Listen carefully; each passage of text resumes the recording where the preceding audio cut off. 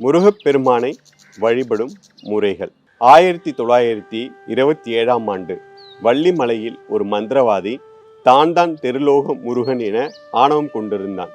ஸ்ரீமத் சச்சிதானந்த சுவாமிகள் அருணகிரிநாதர் எழுதிய வேல் வகுப்பு மந்திரம் 16 வரி மந்திரத்தை முன்னும் பின்னுமாக 64 வரிகளாக உருவாக்கியது தான் வேல்மாறல் மந்திரம்.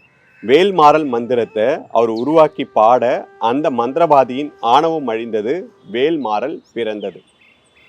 வேல் பூஜை அப்படின்றது நிறைய பேர் தவறா செய்துட்டு இருக்காங்க. அதாவது வேல் பூஜை அப்படின்றது நம்ம வேலை மட்டும் தனியா வைத்து பூஜை செய்யக்கூடாது. வேல் வேற முருகன் வேற கிடையாது.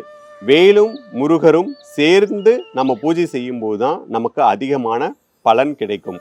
இப்ப நிறைய பேர் என்கிட்ட கேட்கிற கேள்வி, வேலுக்கென்று தனிய கோவில்கள் இருக்கு, வேல் பூஜை நம்மளுடைய பாரம்பரியமான ஒன்றுதான், ஏன் நாம பூஜை செய்யக்கூடாது அப்படின்னு கேட்குறாங்க. இப்போ கோவில்களில் வேலை வைத்து பூஜை செய்வதற்கும் நம்ம வீட்டில் வேல் வைத்து பூஜை செய்யறதுக்கும் நிறைய வித்தியாசங்கள் இருக்கு.